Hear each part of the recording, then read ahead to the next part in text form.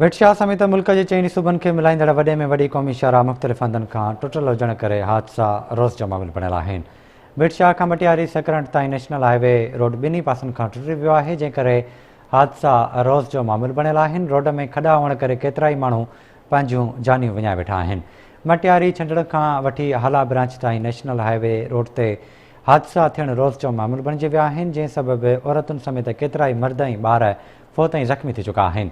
Road ते सफ़र कंदड़ ड्राइवर्स ऐं रहवासियुनि जो चवणु आहे त मटियारी खां हाला ब्रांच ताईं खंडो, खेबर, विटशाह, हाला, बारूचो बाग, कमेजा शाख, न्यू सईदाबाद, पंजमोरो समेत काफ़ी हंधनि तां क़ौमी शाहराह टुटल आहे। हितां जे रहवासियुनि ज़िले इंतिज़ामिया समेत सिंध सरकार ऐं वफ़ाक़ी हुकूमत खां मुतालबो कयो आहे त नेशनल हाईवे रोड जी नईं सर तइमीर कराई वञे ऐं रोड हादसनि खां ज़िंदगियूं बचाई वञनि।